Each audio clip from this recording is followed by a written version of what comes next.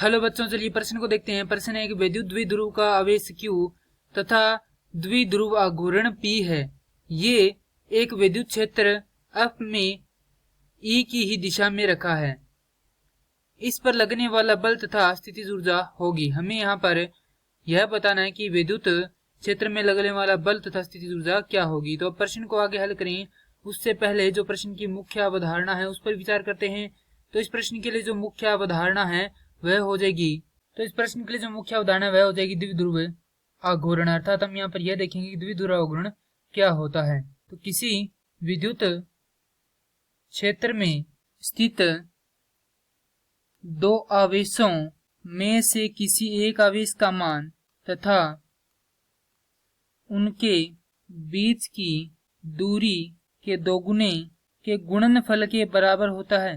अर्थात यहाँ पर हम द्विध्रुव आघूर्ण को P से दर्शाते हैं। P बराबर होता है Q गुणा में 2L, जहां पर 2L क्या है, लंबाई है। माफ कीजिए, L क्या है, यहाँ पर दोनों आवेशों के मध्य की दूरी, और Q क्या है, Q यहाँ पर आवेश है। अब प्रश्नानुसार देखते हैं कि विद्युत द्विध्रुव का आवेश Q तथा द्विध्रुव आघूर्ण P है। ये एक विद्युत क्षेत्र में एक ही दिशा में रखा है। तो यहाँ पर कुछ इस प्रकार से मान लेते हैं कि ये क्या है, एक ही दिशा में लग रहे विद्युत क्षेत्र है जिन्हें हमने समांतर रेखाओं पर दर्शाया है। अब यहाँ पर कुछ इस प्रकार से मान लेते हैं कि ये क्या है, यहाँ पर एक द्विध्रुव आघूर्ण है दो आवेशों के मध्य का। तो यहाँ पर ये हमारे पास ऋणात्मक Q आवेश और ये है हमारे पास धनात्मक Q आवेश। इसके कारण जो बल लगेगा ऊपर की ओर लगेगा, और वह कौन सा होगा, बराबर QE होगा धनात्मक, और ये होगा F बराबर QE ऋणात्मक का। और यहाँ पर जो कोण बनेगा वह होगा थीटा। तो यहाँ से हमारे पास जो स्थितिज ऊर्जा है वह हो जाती है U बराबर ऋणात्मक PE कोस थीटा। अब यदि हम देखें तो हमारे पास प्रश्नानुसार दिया गया है कि विद्युत द्विध्रुव आघूर्ण तथा जो हमारा विद्युत क्षेत्र है वो दोनों क्या है, एक ही दिशा में, अर्थात जो बल लग रहा है वह भी इसी दिशा में है।